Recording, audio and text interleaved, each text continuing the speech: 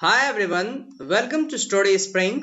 और ये सीएपीएफ के लिए एसए का सेशन है जिसमें अभी हम लोग जितने मोस्ट एक्सपेक्टेड जो एसेज के टॉपिक है उसको कवर कर रहे हैं। तो आज का हम लोग का जो टॉपिक है वो राजनीति का अपराधीकरण और उसके कारण और उपाय। ये जो टॉपिक है एसए का, इसको आज हम लोग कवर करने वाले हैं। लेकिन अगर आपको ऐसा लगता है कि ये चैनल आपके लिए हेल्पफुल है, आपके लिए ये वर्क करता है, तो आप इस चैनल को सब्सक्राइब कर सकते हैं और जितना हो सकता है आप इसको शेयर कर सकते हैं, क्योंकि ये चैनल नया है और अभी इस चैनल को आपके सपोर्ट की जरूरत है। तो चलते हैं अपने टॉपिक की तरफ। हर बार की तरह इस बार भी हम लोग इंट्रोडक्शन से ही स्टार्ट करेंगे अपने टॉपिक को। जैसा कि मैंने पहले भी आपको बताया कि हमारे जो भी टॉपिक स्टार्ट होते हैं उसमें पहला हम लोग इंट्रोडक्शन, फिर बॉडीज और लास्ट में कंक्लूजन पे आते हैं। आईबीसी के थ्रू हम लोग चलते हैं। तो फिर हम लोग अभी आई वाले मामले पे आते हैं। तो राजनीति का अपराधीकरण, इसका पहले मतलब क्या होता है, क्योंकि एसेज को हम लोग जितना सिंपल भाषा में लिख सकते हैं उतना सिंपल भाषा में लिखते हैं और केवल 300 वर्ड में लिखना होता है, तो उतना ही चीज को इसमें ऐड करते हैं जो हमारे लिए जरूरत होता है। उससे ज्यादा चीज को ऐड करते भी नहीं है हम लोग। तो राजनीति का अपराधीकरण का जो अर्थ होता है, उसमें राजनीति में आपराधिक आरोप का सामना कर रहे राजनेताओं और जनप्रतिनिधियों की बढ़ती भागीदारी है। अब अगर राजनीति का अपराधीकरण, अपराध का मतलब क्या होता है? गलत काम करना, ठीक है। तो राजनीति में अगर जो हमारे राजनेता होंगे, ठीक है, और जनप्रतिनिधि जो होंगे, अगर उनके ऊपर जो आरोप है वो अगर आपराधिक आरोप है और वो अगर फिर चुनाव में आकर के भाग लेते हैं, तो हम उसको क्या बोलेंगे कि ये राजनीति का अपराधीकरण है। केवल सिंपल वर्ड है, सिंपल भाषा में इसको क्लियर किया गया हुआ है।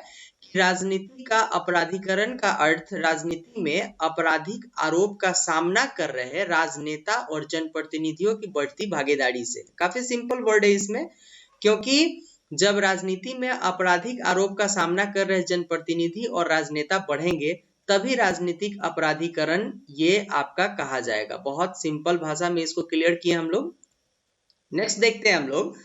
ये जो अपराधीकरण है आपका, बोले तो राजनीति में ये बहुत नाजुक अंग बनता जा रहा है। ये हमारे कॉन्स्टिट्यूशन के लिए, पूरे राजनीतिक सिस्टम के लिए क्यों बनता जा रहा है, तो इसका अंदाजा आप इस तरीके से लगा सकते हैं कि एट प्रेजेंट जितने भी संसद में, ठीक है, संसद में जितने सांसद हैं, ठीक है, जितने सांसद है उसमें से अगर आप देखें तो 46% जो लोग हैं, ठीक है, 46% लोगों का जो पृष्ठभूमि है वो आपराधिक रह चुका है। और उसमें से भी एक चौंकाने वाली डाटा क्या है कि 29% ऐसे सदस्य हैं जो पूरी तरीके से गंभीर आरोप से जूझ रहे हैं, ठीक है, जिनके ऊपर गंभीर जो है आरोप दर्ज किए गए हैं। मतलब वो बलात्कार हो, वो आतंकवादी तरीके का कुछ काम हो, या फिर वो आप कम्युनलिज्म का मामला हो, ये सारे जो है इस तरीके के कुछ उनके ऊपर आरोप लगाए गए हैं। तो 46% में से 29% ऐसे भी सांसद हैं जिनके ऊपर इस तरीके के मामले दर्ज है। तो ये सारे जो आपको बता रहे हैं, ये जो डेटा है, ये केवल ये बता रहा है कि कितना डिफिकल्ट सिचुएशन पैदा हो चुका है अब राजनीति में, कैसे राजनीति का अपराधीकरण किया जा रहा है। नेक्स्ट बॉडीज के ऊपर आते हैं हम लोग फिर से, इसके इम्पोर्टेंट है। तो भारतीय राजनीति का अगर अपराधीकरण होता है तो उसके पीछे रीजन क्या है? कोई भी काम होता है, अभी आप सीएपीएफ बन रहे हैं, ठीक है, सीएपीएफ में अगर आप असिस्टेंट कमांडेंट बन रहे हैं तो इसके पीछे रीजन है।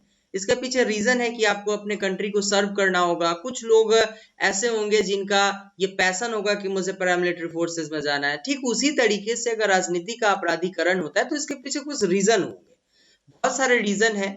तो अगर एक विद्वान, जो राजनीतिक शास्त्र के विद्वान थे जिनका नाम प्लेटो था, उनका मानना था कि भाई जिसके पास शक्ति होगा राजनीतिक भी उसी के पास होगा। राजनीति अगर होगा तो उसी व्यक्ति के पास होगा, वही राजनीति कर सकता है जिसके पास शक्ति होगा। यह प्लेटो का मानना था, ठीक है।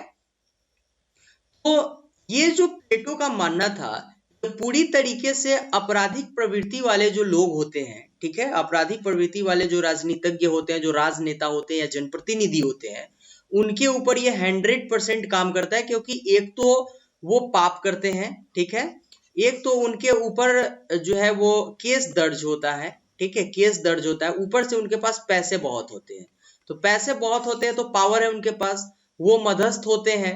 तो मध्यस्थ होते हैं तो राजनीति उन्हीं के पास जाती है, डर से लोग उनको वोट देते हैं या फिर डर से उनको पार्टी का टिकट दिया जाता है। ये क्लियर है। तो उनका जो पैसा और बाहुबल होता है वो वोट हासिल करने में बहुत अहम भूमिका निभाता है, ठीक है। इसके साथ अगर आप देखें तो जो इम्पोर्टेंट थिंग्स है यहाँ पे, जो भारत की राजनीति में आपको देखने के लिए मिलेगा, वो जाति और धर्म है, ठीक है। जाति और धर्म इसलिए है क्योंकि आप देखते हो क्या, कोई आदमी अगर ब्राह्मण है, ठीक है, कोई आदमी अगर ब्राह्मण है, कोई आदमी अगर राजपूत है, तो हिंदू कास्ट के लोग तो यहाँ पे वोट देते हैं लेकिन मुस्लिम नहीं देंगे। क्यों नहीं देंगे? क्योंकि ये ब्राह्मणवाद को बढ़ाएगा, ये एक मिथक है, ठीक है। तो ये सारे चीज भारतीय राजनीति में देखने को मिलते हैं, ठीक है। तो जाति और धर्म पर भारतीय राजनीति पूरी तरीके से टिका हुआ है, ठीक है। जो लोगों में, जो ऐसे भी लोग होते हैं जो आपराधिक बैकग्राउंड से आते हैं, उनका पृष्ठभूमि आपराधिक है, लेकिन वो कास्ट से आते हैं पार्टिकुलर, या फिर पार्टिकुलर रिलीजन से आते हैं, तो उनको मजबूरी में लोग वोट दे देता है उनके कास्ट के। तो ये भी एक भारतीय राजनीति के अपराधीकरण में बहुत अहम भूमिका निभा रहा है। तो भारतीय ये आपराधिक न्याय, अगर ये सारे आप जाति और धर्म के बात को छोड़ करके अगर आप सिस्टम की बात में आते हैं, तो भी भारत का जो न्यायिक प्रणाली है उसमें भी कहीं ना कहीं से लूपहोल आपको दिखाई देगा, क्योंकि ये जो आपका न्यायिक प्रणाली है उसमें इतना देरी होता है एक राजनीतिक जो आपके राजनेता होते हैं उनको एक सही तरीके का डिसीजन देने के लिए उनके ऊपर कि ये अपराधी है कि नहीं, इतना समय लगता है, पूरा 15 वर्ष का टाइम लगता है। इस 15 वर्ष में अगर आप देखें तो ये डिक्लेयर होता है कि वो अपराधी है कि नहीं। इस कारण से अभी जो सिचुएशन चल रहा है उसमें इतना डिफिकल्ट सिचुएशन पैदा हो जाता है कि अपराधी होते हुए भी कोई व्यक्ति यहाँ पे इलेक्शन लड़ लेता है, ठीक है। इसके साथ साथ चुनाव आयोग का जो आचार संहिता है, आचार संहिता तक तो चुनाव आयोग पूरा पावर अपने पास रखता है, लेकिन इसके साथ ही इसका पूरा पावर ट्रांसफर हो जाता है। फिर आचार संहिता में जो प्रॉब्लम है, ठीक है, आचार संहिता की जो खामी है चुनाव आयोग की, वो भी कहीं ना कहीं से चुनाव में अपराधीकरण के लिए पूरी तरीके से जिम्मेवार है, ठीक है। और ये जो राजनीति का अपराधीकरण है, ये लोकतंत्र जो डेमोक्रेसी है उसकी गुणवत्ता को तो खराब कर ही रहा है। इसके साथ साथ अगर आप देखें तो न्यायिक प्रक्रिया, भ्रष्टाचार, नौकरशाही, हिंसा जैसे कुछ ऐसे आपराधिक मामले हैं जिनको बढ़ावा दिया जा रहा है।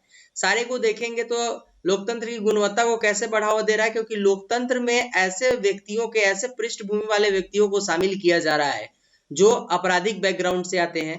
न्यायिक प्रक्रिया में यह पूरी तरीके से देरी पैदा करता है, एक केस को 15 साल के अंदर में क्लियर किया जाता है, ठीक है। और ऐसे अब 46% यहाँ पे जो सांसद है वो पूरी तरीके से आपराधिक पृष्ठभूमि से आते हैं, उनके सारे प्रक्रिया को खत्म करने में ये अपने जुडिशरी को कितना समय लगेगा। भ्रष्टाचार को बढ़ावा दिया जाता है, बड़े दल के जो नेता होते हैं या फिर जो आपराधिक पृष्ठभूमि से आते हैं, उनको डर से सारे लोग अगर कभी वो पैसे की भी डिमांड करते हैं तो यहाँ पे दिया जाता है, ठीक है। तो ये भ्रष्टाचार को भी बढ़ाते हैं, नौकरशाही को बढ़ा देते हैं, ये पूरी तरीके से हिंसा बढ़ता है इनके कारण, क्योंकि ऑलरेडी आपराधिक पृष्ठभूमि से आते हैं। तो ये सारे डिफिकल्ट सिचुएशन पैदा कर रहे हैं लोकतंत्र के लिए। लेकिन अगर इसमें लूप होल है तो गवर्नमेंट ने इसके ऊपर कुछ काम भी किया होगा। काम क्या हुआ था, तो 1951 में जनप्रतिनिधित्व अधिनियम लगाया गया हुआ था। इसमें इसके जो धारा 8 का 1 है और धारा 8 का 2 जो है वो ये बात क्लियर करता है कि संसद व विधायक, ठीक है, अगर उनके ऊपर हत्या, रेप, अस्पृश्यता, संविधान का अपमान, आतंकवादी जैसे जघन्य अपराध अगर उनके ऊपर होंगे तो वो चुनाव 6 साल तक नहीं लड़ेंगे, ठीक है। 6 साल तक उनके ऊपर वो चुनाव लड़ने के लिए अयोग्य माने जाएंगे, ठीक है। लेकिन ये जो धारा 1951 का जो धारा है 8, ये बोलता है कि अगर केवल उनके ऊपर मुकदमा चलेगा तब उनको अयोग्य नहीं ठहराया जाएगा, ठीक है। मुकदमा चलने तक, जब तक वो अपराधी सिद्ध नहीं हो जाते हैं तब तक वो चुनाव लड़ सकते हैं। ये बहुत बड़ा लूप होल है, ठीक है, ये बहुत बड़ा लूप होल है इसके लिए, क्योंकि अभी आपके ऊपर केस चल रहा है फिर भी आप चुनाव लड़ सकते हैं, क्योंकि ये डिक्लेयर नहीं हुआ कि आप अपराधी हैं कि नहीं है। तो ये बहुत गलत बात है। ये जो लूप होल्स हैं ये कहीं ना कहीं से कॉन्स्टिट्यूशन के ऊपर एक बहुत बड़ा धब्बा लगा रहा है।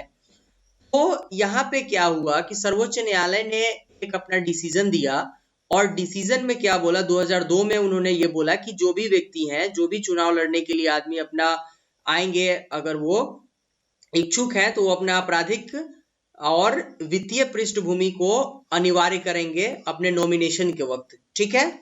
और ये इंपॉर्टेंट किया गया और ये कंपलसरी किया गया यहाँ पे।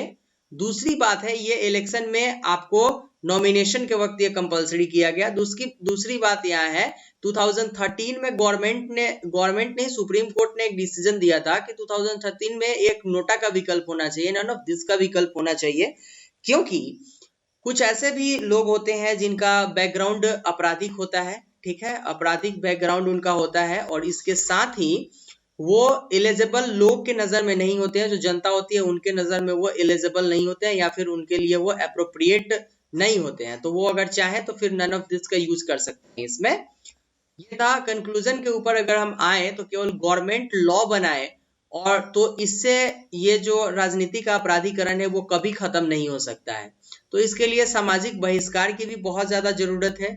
झूठे वादे जो अपना मैनिफेस्टो लेकर के आते हैं कि हम जीतने के बाद बहुत बड़ा पुलिया बनवा देंगे, ठीक है, चारों तरफ लाइटिंग करवा देंगे, इस टाइप के जो लोग हैं इनको जो है इनके मैनिफेस्टो को पहचानने की जरूरत है, इनके ऊपर प्रतिबंध लगाना चाहिए, कानूनी ढांचे में परिवर्तन करने की जरूरत है। वो जो आपका 1951 का जो धारा 8 है उसमें चेंजेस करने की जरूरत है कि अगर आपके ऊपर केस चल रहा है फिर भी आप इसके लिए एलिजिबल नहीं होंगे। बाकी आम जनता के मध्य अगर जब तक हम जागरूकता नहीं फैलाएंगे तब तक हम राजनीति का अपराधीकरण होने से कभी नहीं रोक सकते, क्योंकि जनता ही है जो वोट देकर के वैसे लोगों को भेजती है संसद में, ठीक है, जिनका आपराधिक बैकग्राउंड रहता है।